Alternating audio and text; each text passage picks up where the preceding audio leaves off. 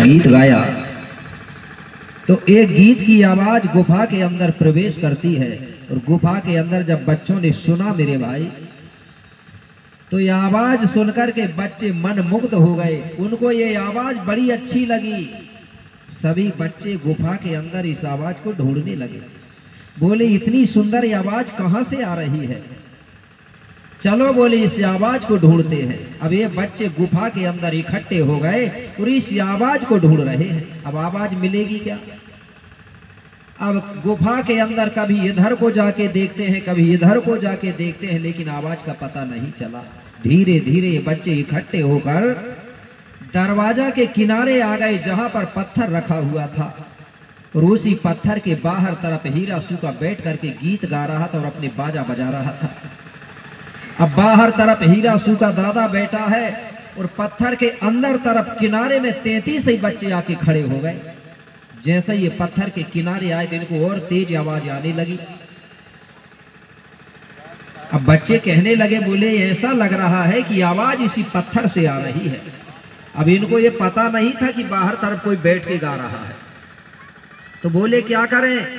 बोले एक काम करो, इस पत्थर को सभी बच्चे एक साथ धक्का दो। बोले जब धक्का देंगे तो पत्थर हट जाएगा तो हमको आवाज का पता चल जाएगा।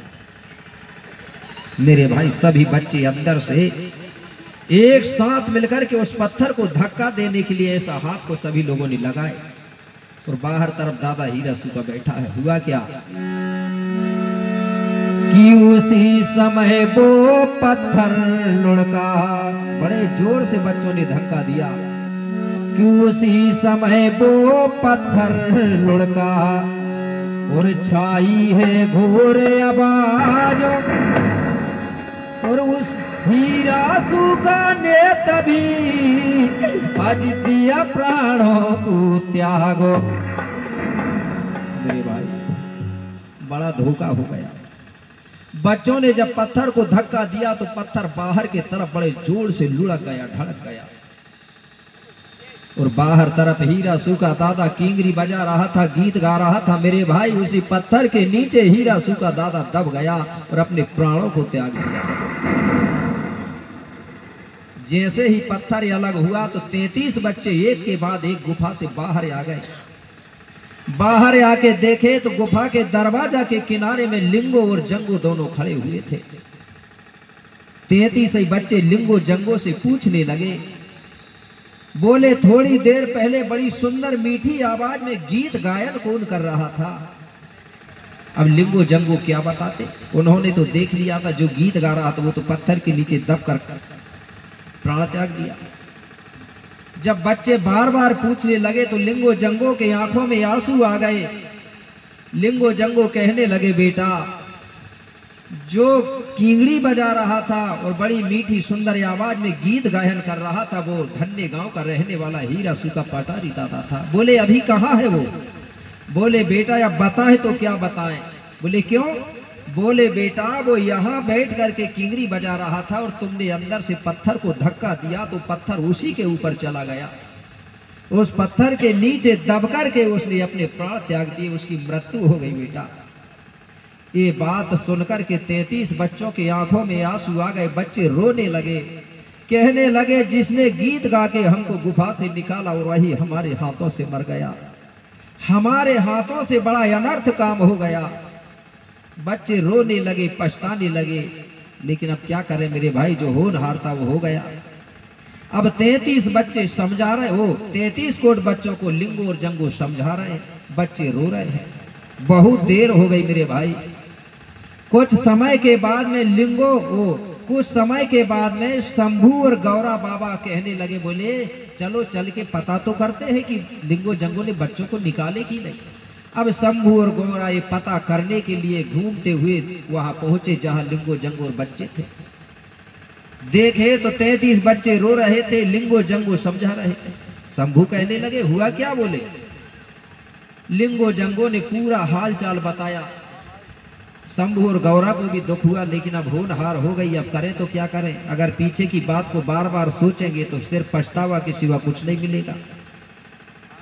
शंभू बाबा 33 कोट बच्चों को समझाते हुए बोले क्या कि बेटा सुनो, कि अब मन में धीरज धरो, आज सुनु कलिया के लालो, और हो निहारी हो कर रहे, आज कोई सके नहीं टालो।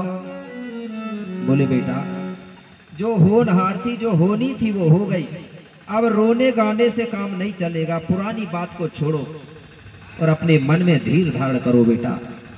इस प्रकार से शंभू और गौरा ने जब बार बार समझाया मेरे भाई, तब 33 कोट बच्चों ने रोना बंद किया।